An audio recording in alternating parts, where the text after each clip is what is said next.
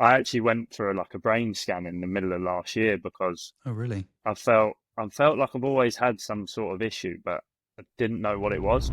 But I was thinking before this, like, oh God, when it gets released, I'm gonna feel terrible. When actually, it was like the complete opposite, and it then that taught me to then actually start talking to people more about my emotions and Mm. not letting my mind think that people are going to judge me for feeling a certain way. Um, so that's when I've actually started to become really open about my feelings. Hello and welcome to Fairways and Feelings, the podcast where we take a step off the course and into the lives of the people who shape the game. I'm Daniel, and each episode I sit down with someone from the world of golf to explore who they are not just as golfers, but as people. And today I'm joined by Marco Penge, a professional from England who's currently on the DP World Tour. He was an amazing player growing up, played for England, Great Britain, won lots of tournaments, turned pro at 18, and in 2023 he even finished in first spot on the Challenge Tour rankings, which secured him his DP World Tour card. All sounds great on paper, but as you'll hear, it hasn't exactly been smooth sailing. In our chat, Marco opens up about the highs and lows of his career so far. The pressure of being a top amateur, the performance anxiety that nearly derailed his game, and the moment he had to step away from competition completely. He also talks about a recent health diagnosis from last season, something which he hasn't really talked about openly yet, and I appreciate him having the courage to open up about it to me. Marco also made golf headlines at the end of last year. It came out that he was being suspended from tour for 3 months because he placed bets on golf tournaments, which is apparently a breach of the DP World Tour's integrity program, which I did not know. They did clarify that Marco at no point bet on himself or a tournament in which he himself was playing, and that the average stake of his bets was £24 or around $30. Well, of course, I couldn't resist digging into this as well. We talk about the suspension itself and how that impacted him mentally and emotionally. But now he's back and he's off to a great start. In his first 3 starts back, he's finished inside the top 20 each time, including a solo 3rd place at the South African Open, which secured him his spot at this year's Open Championship, or the British Open for any non-Brits listening. This episode is full of insight, honesty, and generally just a great way to get to know Marco on an intimate level. Let's get into it. Here's Marco Penge. I always like to kick things off by asking how you're doing. So how are you feeling on a scale of 1 to 10, and why? Probably 10 out of 10 in terms of looking forward to getting back to play golf. I can imagine. And probably 7 out of 10 in terms of overall Fair enough.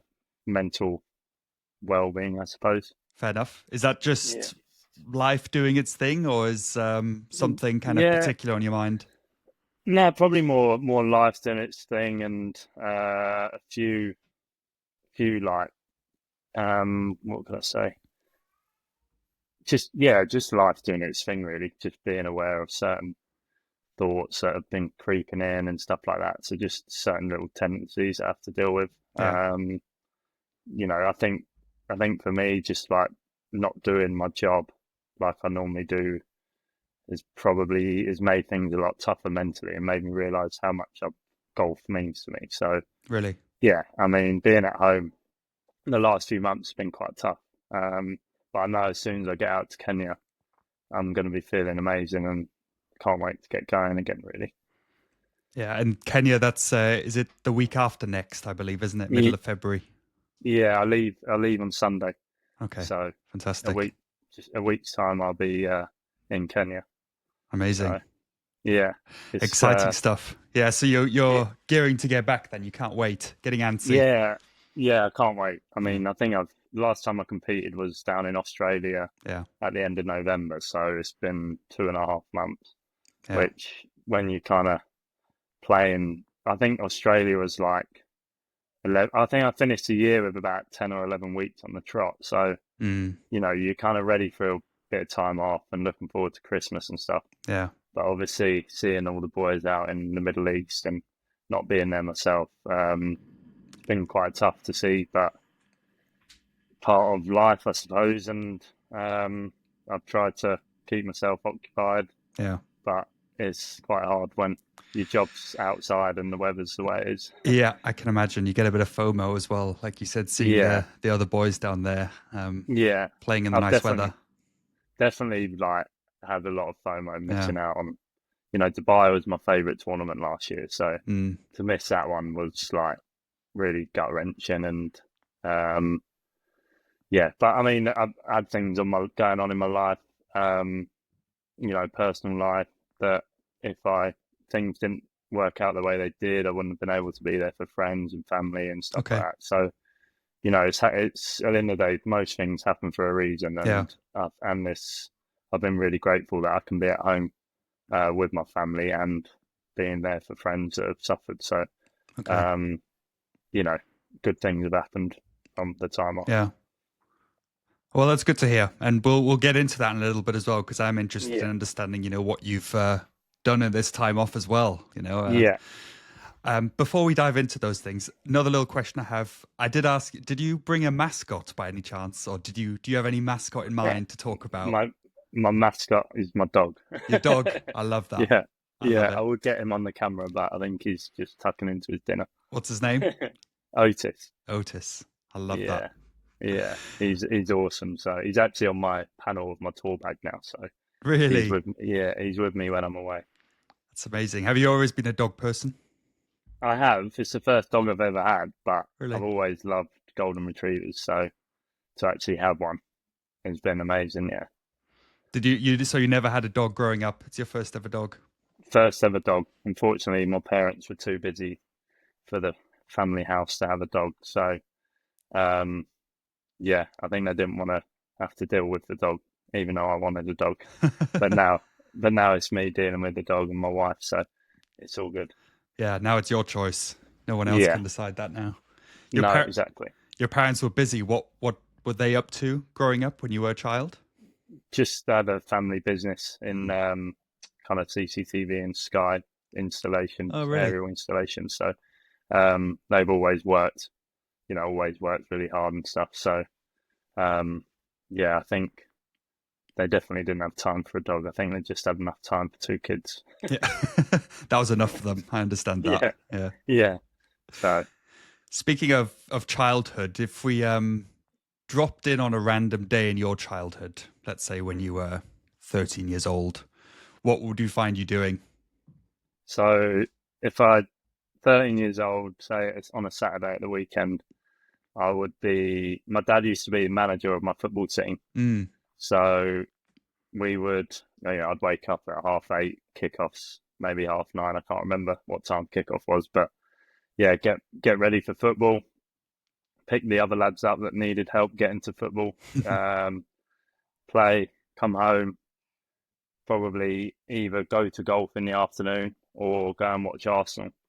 I kind of went to most Arsenal games. I was fortunate enough that my family had some season tickets when I was younger, so Oh, amazing. football's been a massive part of my life, and it's my passion, to be fair. So yeah, football, golf, that is it really for me. Yeah.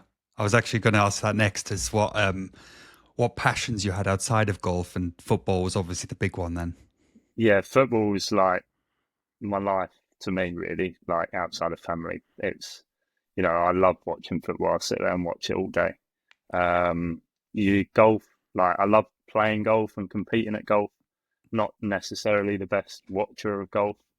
Oh, really? Find it, Mm, yeah, I find it a bit boring, to be honest. But I fair. do enjoy watching the majors and the Ryder Cup and the big events is great to watch. But yeah, I struggle to concentrate. That's interesting. And do you find, obviously, you're a big Arsenal supporter. Do you find on the tour, do you kind of have little, I guess, rivalries forming as well amongst you and your Yeah, mates out there, I'm assuming? yeah. So last year, I was fortunate enough to kind of had a few lads that kind of took their arm around me. Andy Sullivan, Paul Waring, Matthew Baldwin, and Hmm.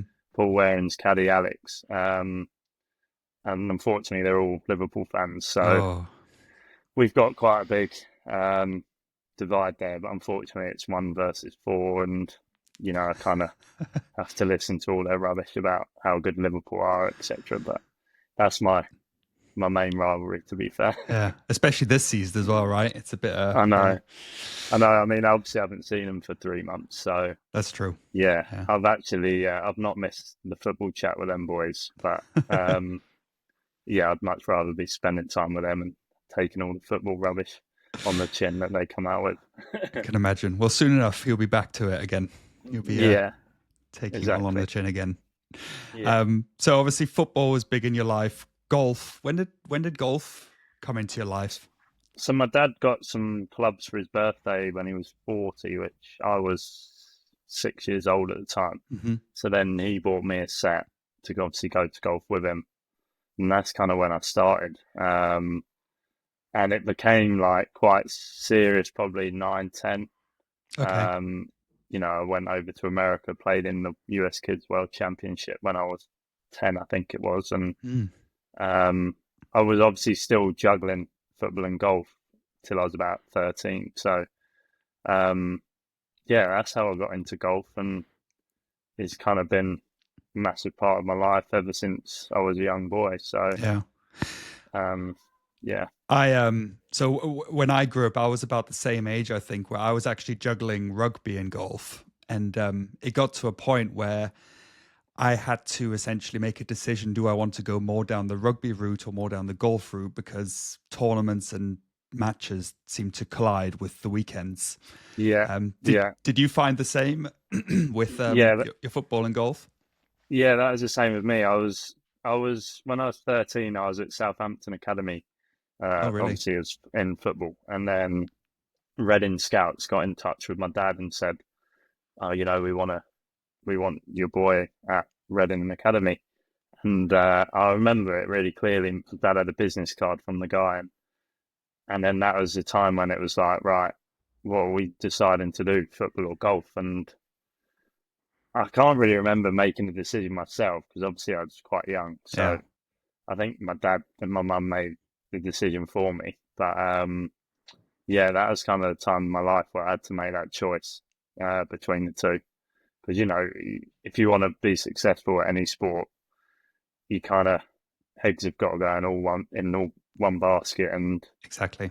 Yeah. you can't be trying to do two sports at once if you want to do it for a living. No, exactly. Would you say so? Obviously, your parents had a big influence on that. Did you have a good relationship with your parents growing up? Yeah, I'm like a really real family boy. So Yeah. my family mean everything to me, and my wife's family mean everything to me as well. So I was obviously very lucky to have supportive parents who brought me up to be a nice boy and good manners, etc. So um, yeah, I think my life is thanks to my parents, and I appreciate all the time and support that they gave me Yeah. and still do give me. Yeah. But I'm a little more independent. You've grown up a bit since. Yeah. Yeah, yeah, yeah. I've got a son, I've got a dog, I've got a wife. So it's kind of time for me to step into their shoes when I was Yeah. a little boy. Yeah. Absolutely. What do you think speaking of that now, you've become a dad yourself. We're going to talk about that in a little bit more detail as well, because it turns out our sons are exactly the same age, or I think about Yeah, 2 weeks apart, which is quite yeah. interesting. But thinking of that and the relationship that you had with your parents growing up and still do now, what's something that you want to or are trying to kind of use to your advantage when it comes to bringing up your child? Is there anything from what you experienced from your parents that you'd want to I carry think over? I think manners is like a huge one for me. I always remember my mum saying to me that manners cost nothing, and Mm, it's a great trait for anyone, and also discipline. I want my son to be a well-behaved boy and a polite, loving boy. So I think there's being a parent, obviously everyone does it their own ways, which is fine, and there's no right or wrong. But for me, it's just making sure that he's disciplined and, you know, got good manners and caring, etc. Yeah. Yeah.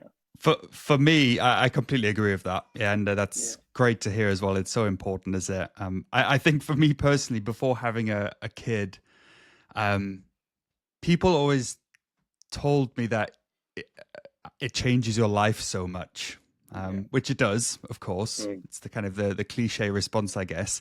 But was there something about fatherhood that surprised you? Yeah. I mean, I before I had I've always wanted two or three children, and I still do. But before I'd actually become a father, I used to think, only children or people that didn't have children, I would find hard to understand. Mm, But, in terms of out of choice, because I fully understand that not everyone's lucky enough to have children. But I used to think it'd be quite selfish to have one child. Whereas since I've become a father, I'm now like, you know what, I totally respect if someone's like, one's enough. Like, I get it now. And I never understood it before. But now I'm like, it is hard work. You do lose your life a little bit. And, there's pros and cons to being a parent. And it's whether them pros outweigh the cons, I suppose. And, I've got friends that don't want children. And yeah. now, I respect that massively to people that can, hold their hands up and say, look, I don't want my life to change, blah, blah, blah. So that was the biggest one for me. How it? Um, Sorry. Yeah. Go ahead. and I think you once you are a parent, you have more respect for other parents because having a child is like seriously hard work. Yeah. And it's given me more. Not that I didn't respect my wife because obviously you did, but it's given me even more respect to her, seeing her go through the process. And I'm away a lot, so seeing her having to, it's like a full-time job. And Yeah. if it wasn't for her, then it would be quite tough for me to have a family, really. Yeah. I couldn't agree more with that last point there. I think that was one of the most eye-opening things for me. I obviously knew that the mother and everything the mother goes through and that process is unbelievable, but when you actually get to witness it in real Yeah, life, and go yeah, through it step by step, it's unbelievable. And I've yeah, talked about it to my wife as well, like how yeah, much newfound respect I have on yeah, top of yeah. the respect I already had. It's It's insane, unbelievable. really. Yeah. It is insane, and even just the birth of a child is just still amazes me to this day. How, and even like every day, I look at him and I think, like, how does this just work? Yeah. Like, how can he just learn that fast? And everything's just forms without anyone taking control, if you know what I mean. It's just, Yeah. it's human nature, I suppose.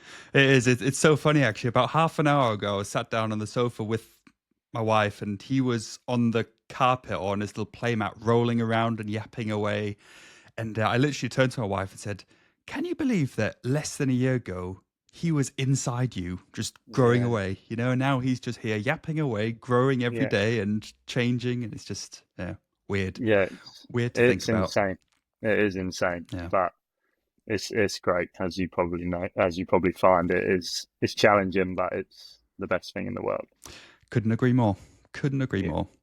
Okay. Um, I want to step back a bit and get to back to you again. So you growing up, talking about your golf career a little bit. You were on paper, I would say, very successful as a junior golfer. Yeah. Won a lot of tournaments, played for England and Great Britain as well, which looks great on paper. But even as a youngster growing up, I know from my own experiences that pressure can be quite intense when you're talented early on. Mm.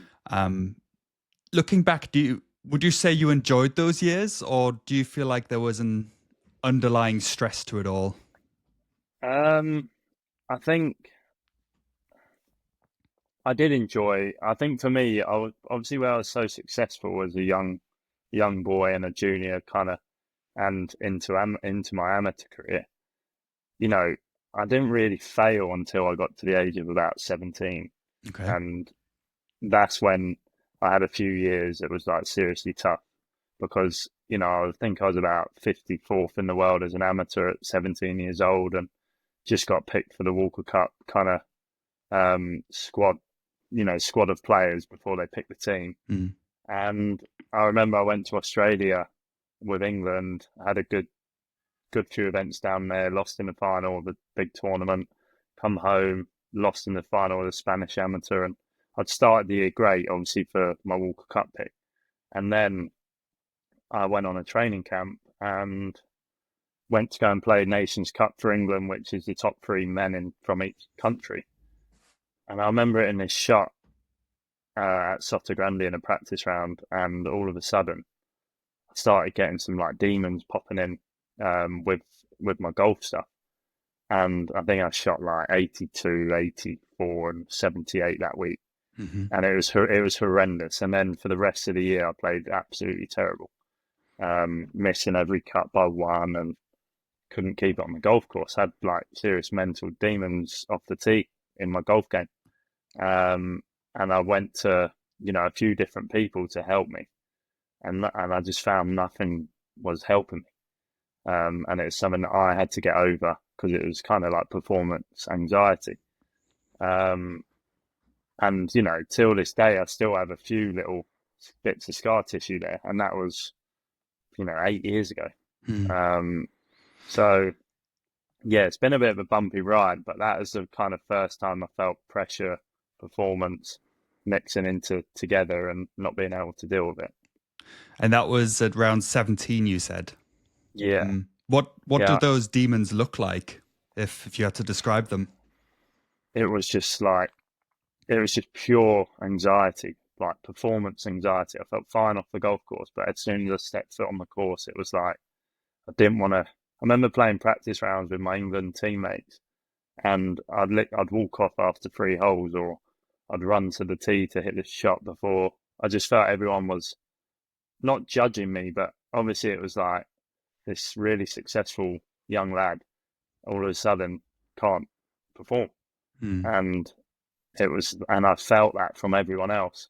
And it was like, it just gave me loads of anxiety, and I couldn't figure it out.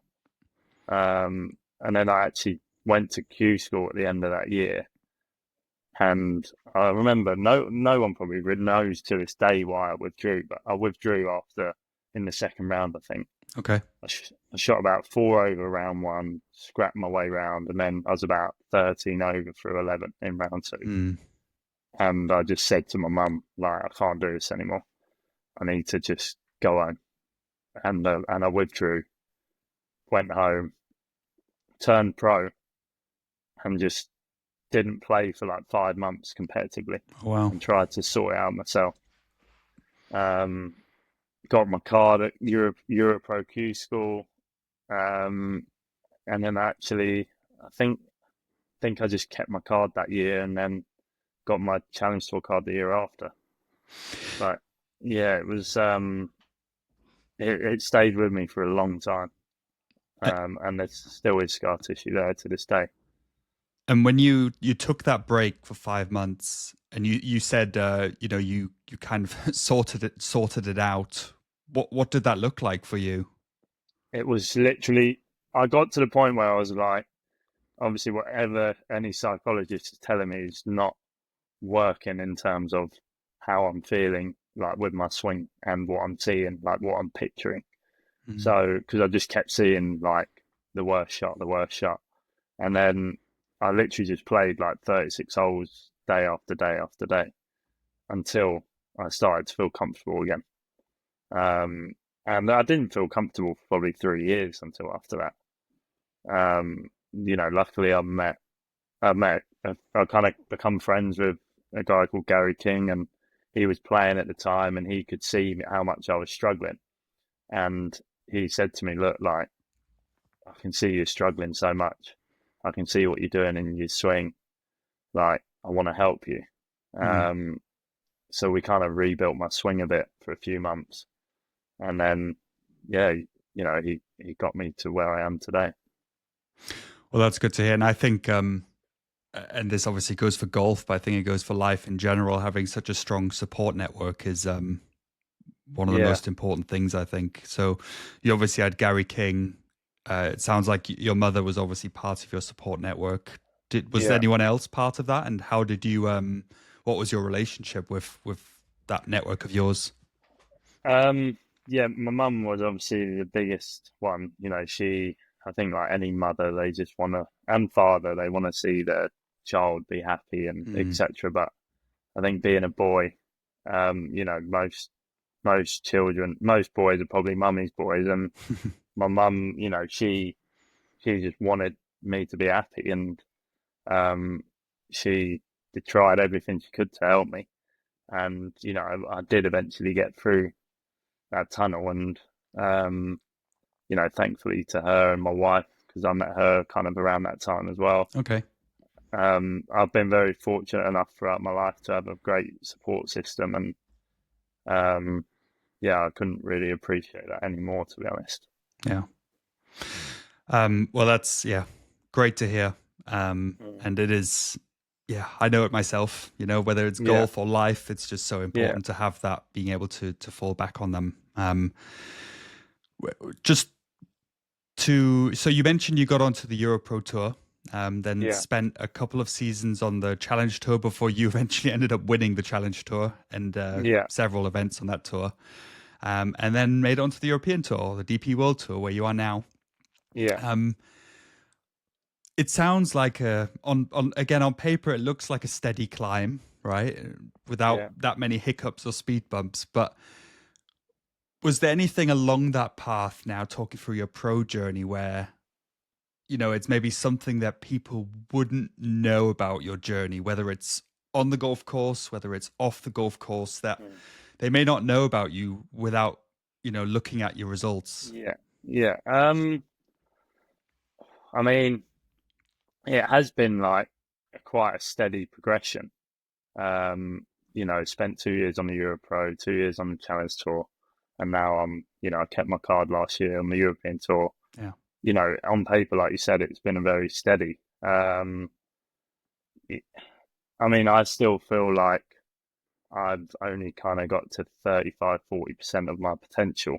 Okay. And I'm a perfectionist, and I do believe in myself, and I've got loads of belief in myself, and that's why I think that I'm only at 40% of my potential. So, um, yeah, that's how I kind of see my career so far.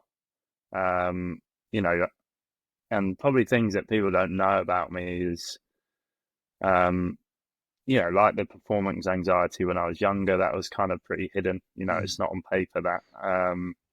My sister suffers with mental health, and Okay. I've been a part of that my whole life. Um, I think, everyone has their little struggles, whether it's personally or within their support system, family, kind of little family tree, I suppose. Yeah. Um, and, the last few months for myself has been extremely tough. Um, Mm. it was last year was really hard for me.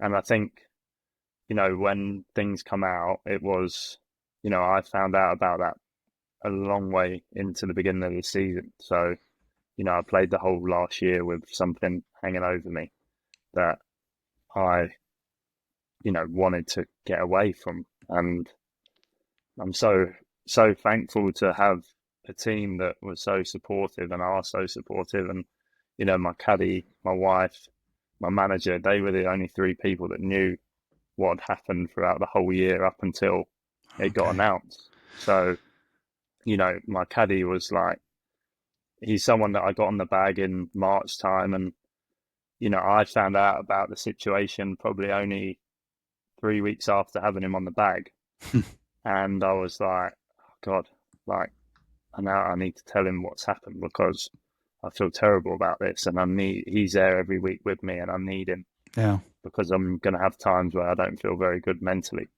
um, and yeah, he's been like huge to me, and even to this day, he's like he does not he's not just my caddy. Like we've got a great friendship now, but I feel like he's like my soundboard, and Yesterday I had a few moments where I didn't feel great, and I texted him saying, look, I need to go. I've been to the gym and I need to go to golf, but I don't feel mentally there to go and be productive. Like, I don't feel like I can concentrate, and I don't want to go. And he's like, mate, that's fine. Like, your body's telling Mm. you that you're not up for doing something. Like, have a day off, rest. You've had 3 busy days in Spain that have taken a lot out of you, and go tomorrow and it'll be productive. Like, that's fine. But I kept, I was feeling bad. Like, oh no, I need to go. I need to go. But he kind of just makes everything think logically, if you know what I mean. Yeah, definitely. I mean, and it's so important to have that, and you're fortunate to have that as well, because not everyone Yeah. does have that. That No. someone that they can lean on, basically. Yeah. Just to talk about those things. But I mean, it sounds like from what you're saying that you are quite open about talking about how you're feeling, which is Yeah. not something that everyone is, particularly good at, myself Yeah. included. I've always struggled with that. Would you say Yeah. that you are someone that's quite in touch with how you're I feeling and sharing that? I used to be like a bit of a closed book, Yeah. and until this situation that happened this year, like again, like I said to you, the last few months have brought out a lot of great things.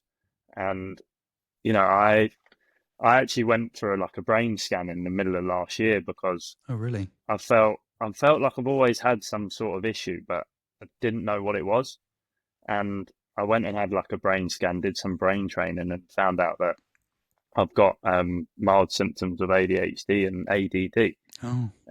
attention to deficit detail. And it was like I was so pleased to finally get a diagnosis, to Mm. know, because I find learning verbally, certain types of learning I really struggle with, and it has really frustrated me. And I feel like since I got that diagnosis, I've been a lot more open because I'm kind of now aware of what I struggle with. Yeah.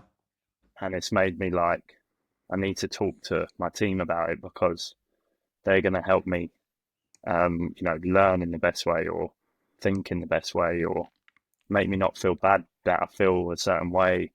Um, so yeah, the mistake I made, I've learned so much from it, and for the good.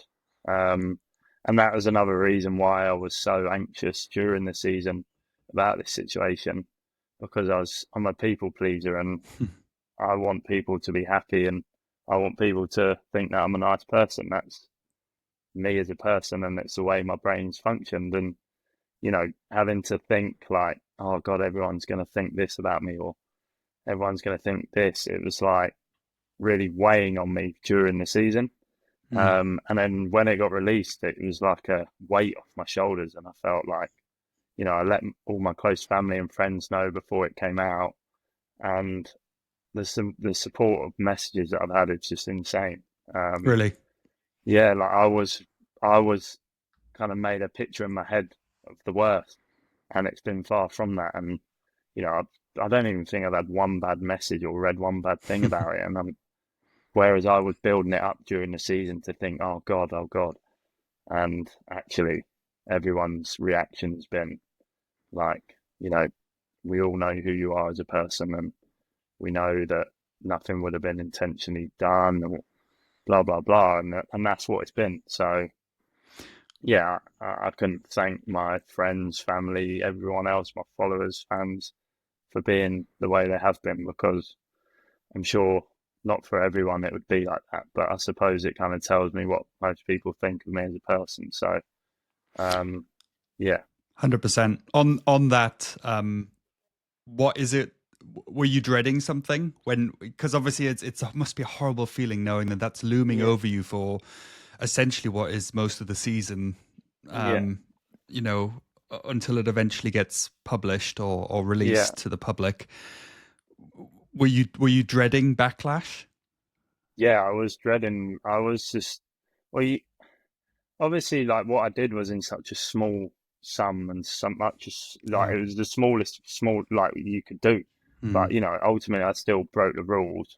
That I kind of had a misunderstanding, and it was never my intentions to break the rules. It was the last thing I'd ever want to do. Mm. But I think just talking about it and trying to sort the situation out was making me feel really bad. It was making me feel like I was a really bad person when really, like, it was just a misunderstanding. And like I said, when it did get released and I did talk to people more about it, that was then when I started to feel like way better in myself. And I was thinking, Mm. oh, I feel great now. Like, but I was thinking before this, like, oh God, when it gets released, I'm going to feel terrible. When actually it was like the complete opposite. And that taught me to then actually start talking to people more about my emotions and Mm. not letting my mind think that people are going to judge me for feeling a certain way. Um, so that's when I've actually started to become really open about my feelings. So yeah, everything happens for a reason, and this has been a great thing that's happened to me.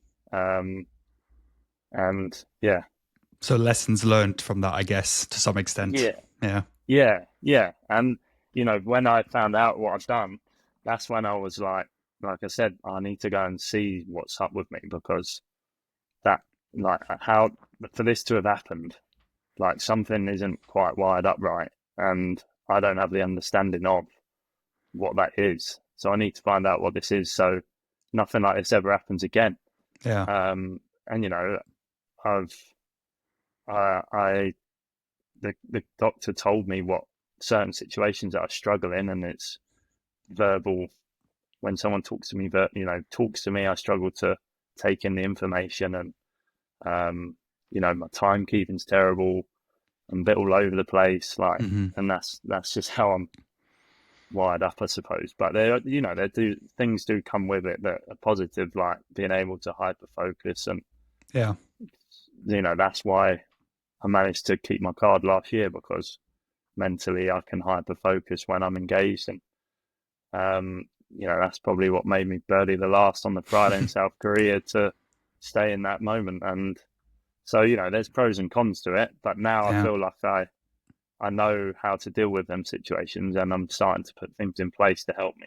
Yeah.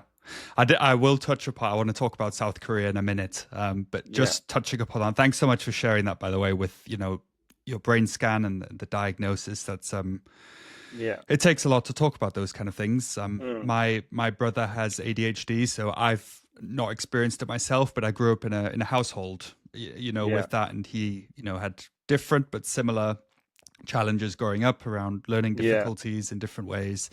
yeah. Um, when you ultimately found out about this after the results came back, what were you feeling? Was it a sense of relief? Was it confusion? What were you Yeah, thinking? so I remember going into the guy's room, and we started to, he asked me some questions, and I said, I feel like I have some learning difficulties, and we started doing the tests, and he's like, you definitely don't have learning difficulties. Hmm. With numbers, you are like a genius. Like, you're in the top percentile, whatever it is, and like, you don't have learning difficulties, so forget about that.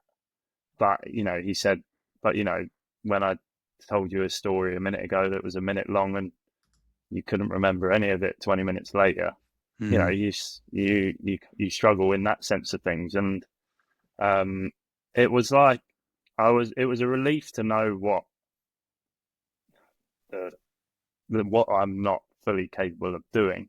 Hmm. But at the same time, since I found out about my diagnosis, I've then started to notice things day to day, all the time, that I do something and I'm like, oh God, like, that's because of the way I'm Hmm. functioned. And then that's become like the bit of a hurdle now. And, it's something that I'm talking to my psychologist about to overcome, because I started getting really frustrated and annoyed with myself, and it was all internal. Everything was going around in a circle. And that's what I mean about the last 2 months being quite tough in that sense, Yeah. because I've kind of got a lot of time on my hands.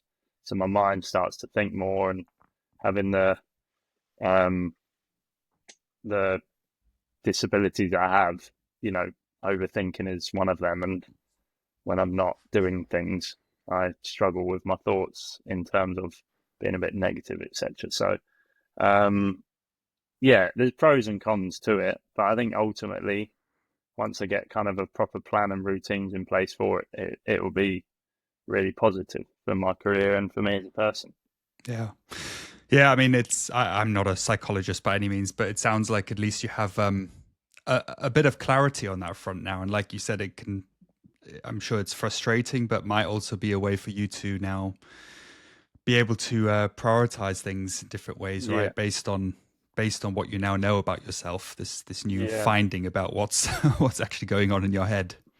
exactly. And it like answers so many questions to certain situations. Mm. My performance anxiety as a kid, like one of the big reason why I struggled with that was because the way my brain is built. Yeah. It answers questions that are in the past, and it gives me an understanding now to kind of try and avoid them situations in the Yeah. future, or at least know what to do when certain situations pop up. Has there been anything now since finding this out and working with a psychologist? Has there been anything that you've already started to work on differently that you're now approaching your golf game or even life slightly differently? My definitely like within my team, like the way I learn, the way my team presents things to me. You know, Having an hour lesson for me is mentally very strenuous. I felt before in the past I'd have a lesson and I'd kind of be like, can't really remember much other than that feeling and Mm. that feeling. Whereas now, like everything's documented, everything's written down, so I don't have to try and store these things in my brain that can't really be stored. Um, so I've changed like the way I work in that sense. Mm. Trying to think what else really. With my psychologist, I've started to kind of focus more on external things. Going for a dog walk and listening to the outside rather than listening to the inside and what my mind's thinking. Just little things to kind of switch that kind of mental state, really. What do you mean by listening to the outside? You mean literally just listening to nature? Yeah, just literally listening to nature. And it's crazy when you actually start listening, the things that you can hear that you didn't really notice before, Mm. because my brain inside would be thinking about internal stuff.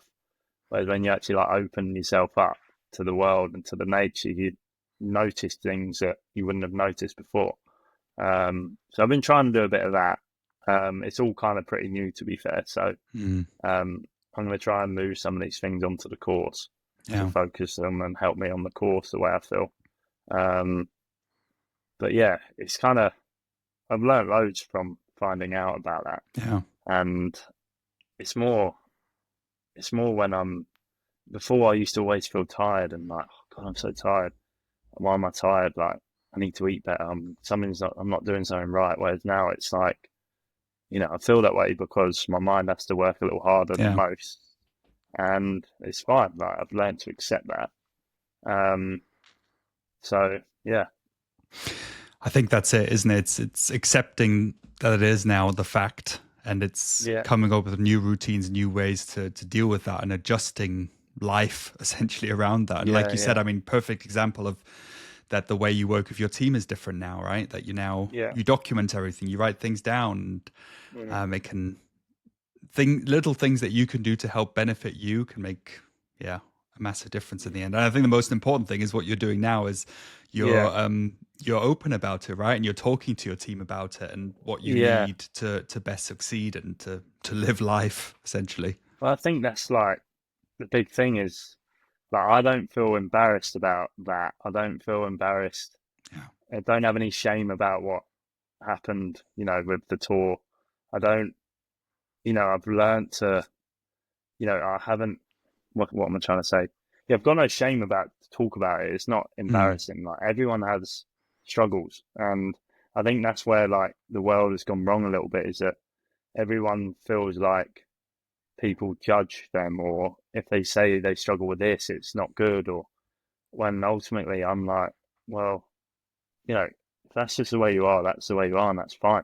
Mm. And to be a better person, you need to talk about that, or to feel better within yourself, you need to talk about certain situations, what you're thinking, etc. And because ultimately none of us can do it ourselves. Like, we need to lean on people if we have that opportunity. So yeah, I'm obviously grateful to have the support system I have, and I'm able to do that.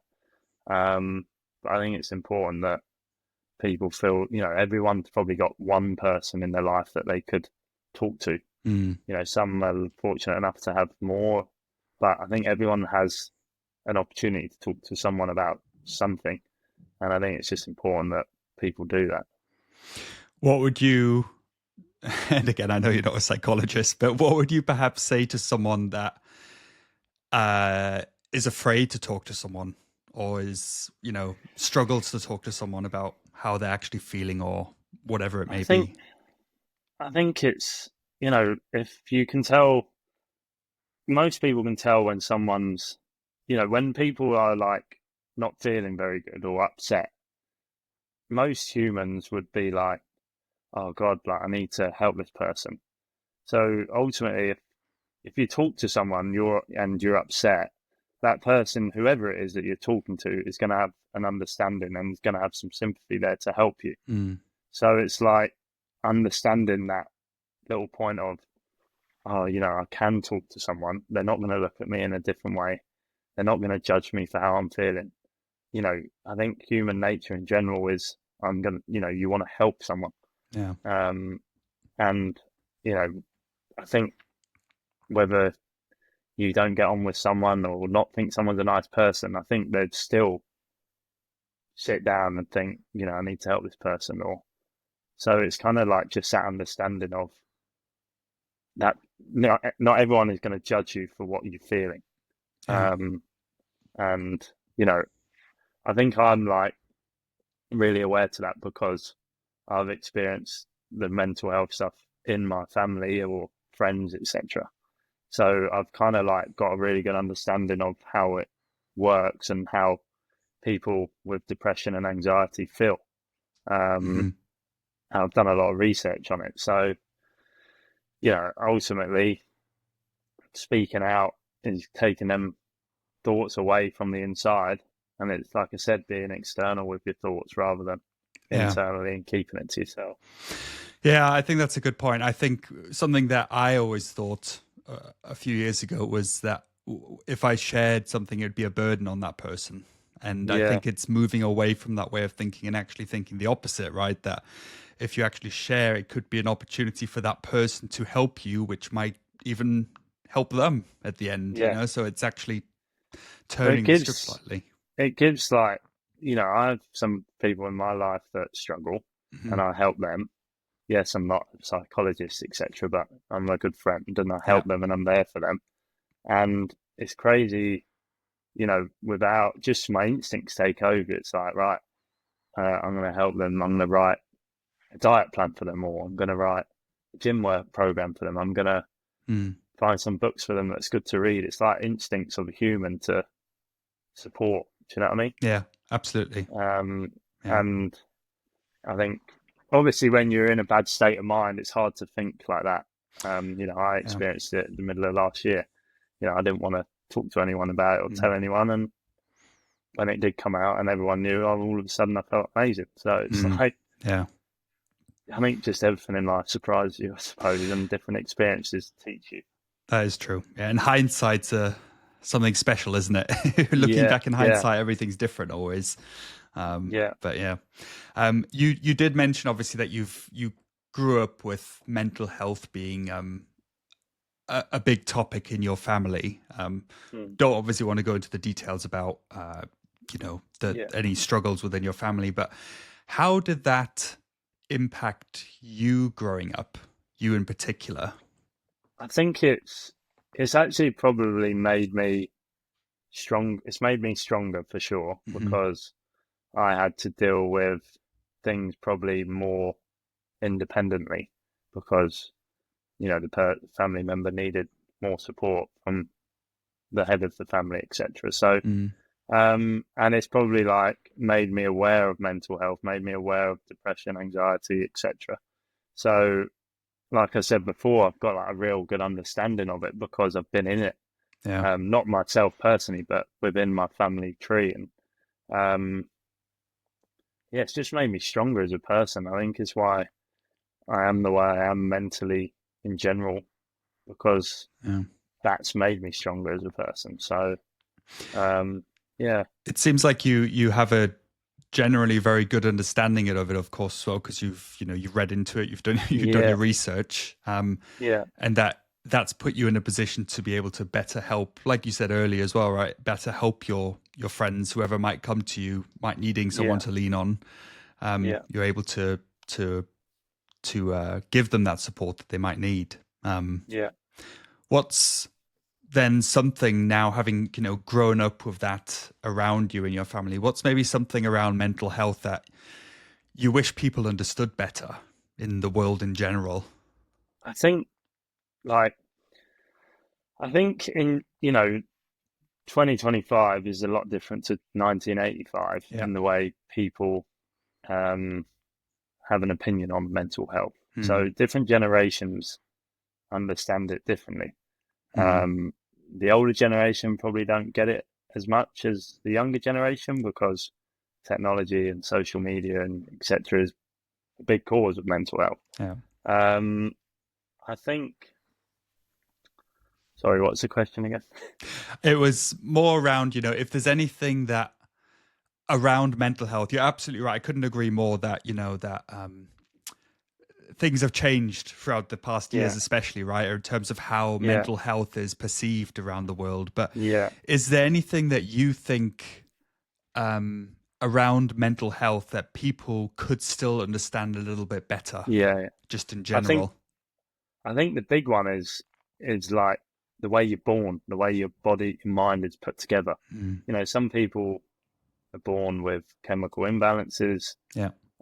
Most people probably born with chemical imbalances, whether it's then means you have ADHD or ADD or all the different diagnoses. Mm. And I think that's like the understanding bit is like most people think, oh, mental health, oh, they've just had a bad day and they just want some attention or whatever. Mm. Whereas, a lot of people with mental health can't help but think the way they think. And then that's what makes it hard for people that aren't involved in mental health to understand that that is normal Yeah. and that can happen. Like, I think that's the biggest thing that I've learned is that, if you're born with a chemical imbalance, it's going to be with you forever, but it doesn't mean it can't be fixed in a way in terms of learning how to deal with it. Yeah. It's like me really. Like I've been, you know, yeah, I'm now where I have certain little incapabilities, and that'll be with me for the rest of my life. But if you can find out how to help them, then Yeah. you can live a great life and feel great, Yeah. right? But that's the thing I think, really. Yeah, Um, I think, yeah. On top of that, to add to that, I always like to say, that mental health shouldn't be treated any different to physical health. Really, if no, you've exactly. broken your arm compared to if you get diagnosed with depression, right? It's Yeah, yeah, what's the difference there at the end of the day in terms yeah, of yeah, how severe it is and how treatable it is, right? So it's yeah. yeah, There's medication there to yeah, help people, exactly. and I think like again, like going back to mental health, people that do struggle with it are afraid to have medication because they think, oh well, like, do I really have to have medication to make me feel normal? Mm, And I think people that feel that way then feel worse, and that's because that's what they need. yeah, And if you have a headache, a lot of people take a paracetamol. So if you've got mental health and there's medication there to help, really it's no different. yeah, Um, if you're trying to put on muscle in the gym, you have some protein powder yeah. to help you get protein. Like if people can see it in that way, then it's like, oh well, yes, actually that's fine. That's fine. That's the thing is, then you don't think twice about taking that ibuprofen for your headache, do you? So it's No, and it's no different if you have depression or whatever. yeah, Like, exactly. it's just a pill that helps you feel better, and Yeah, as long as the side effects aren't too bad, and then it's fine. yeah.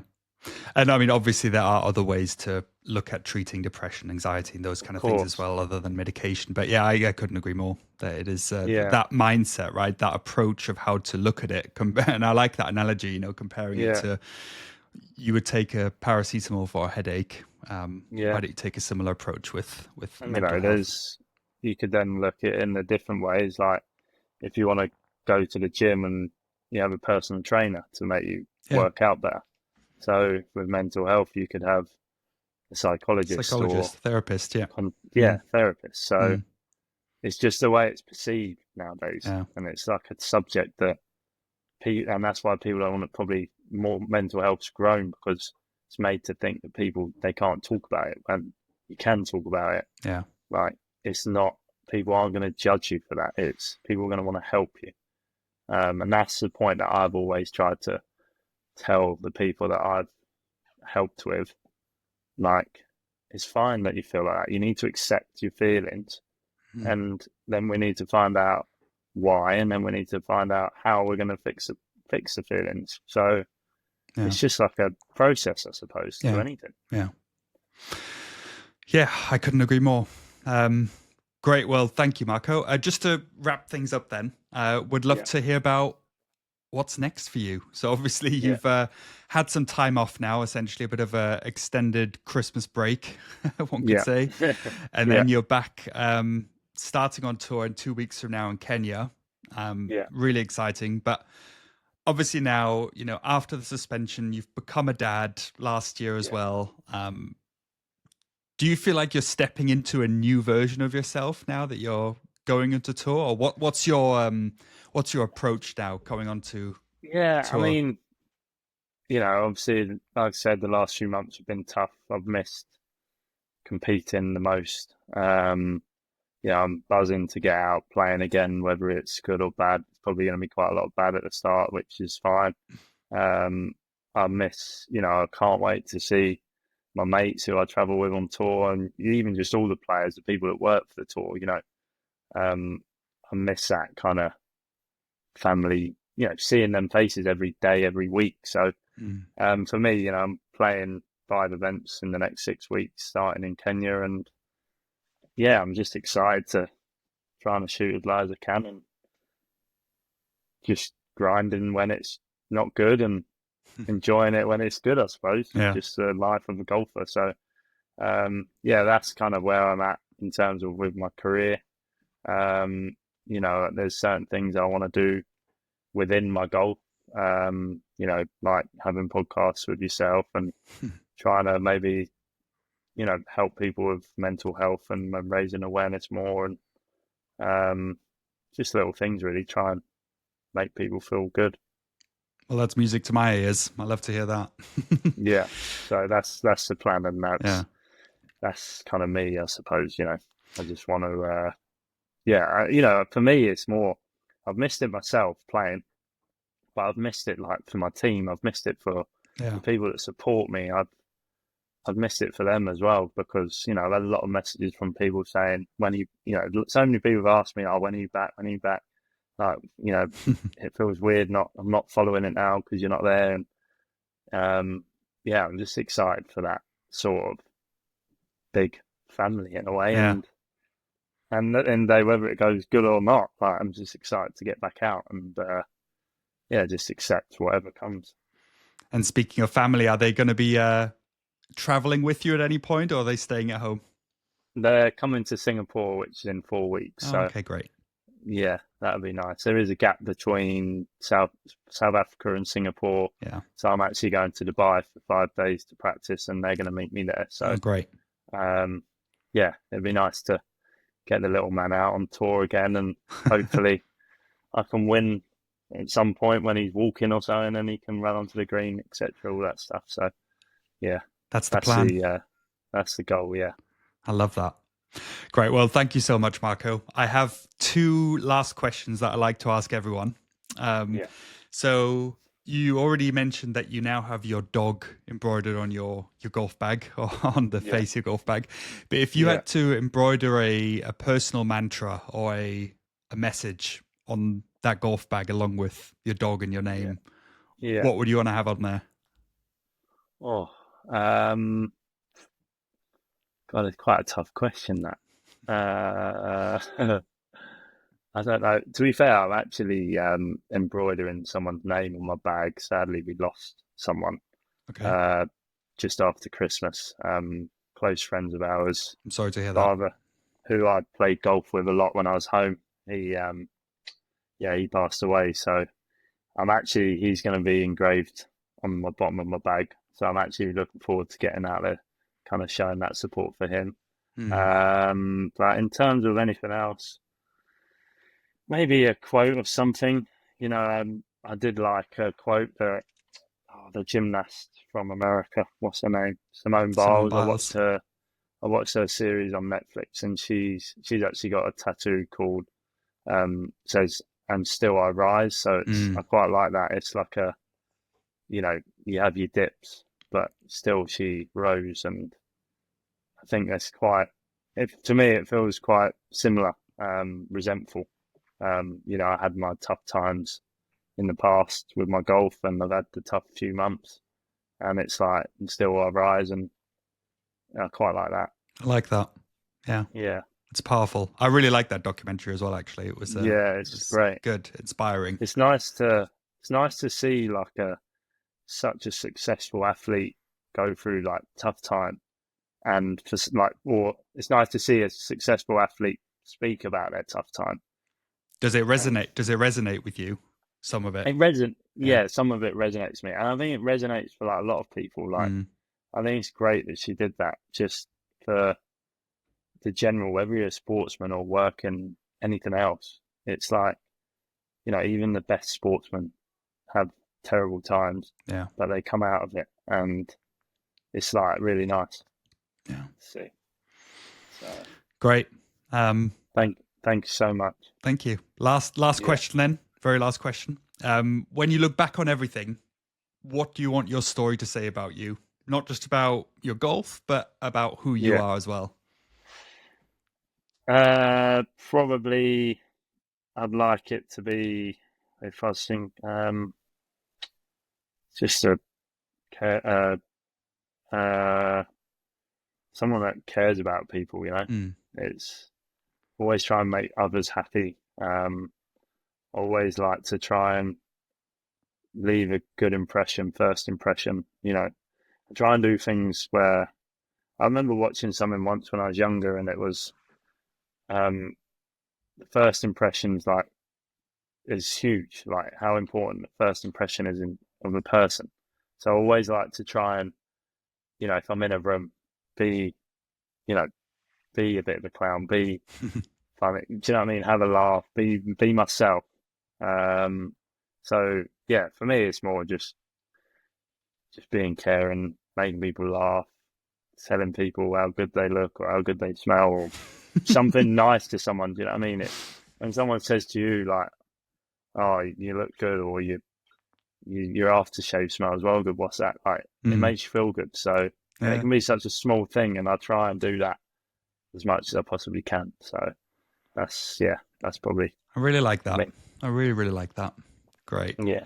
Well, thanks a lot, So Marco. I really appreciate it. And for all your honesty as well, really, really appreciate how open and candid you were about everything. And wishing you all the best now as you return to tour. Exciting yeah, times ahead. And yeah, excited to hear about the journey of your little one as well. yeah, yeah. As both No, of our thank sons you so continue to much. grow up. Yeah, no, Yeah, thanks a lot. thank you. And yeah, I just like to support and trying to raise awareness for mental health, I suppose. I appreciate So that, thank Marco. you for your for getting in touch and your time. Thank you, Marco.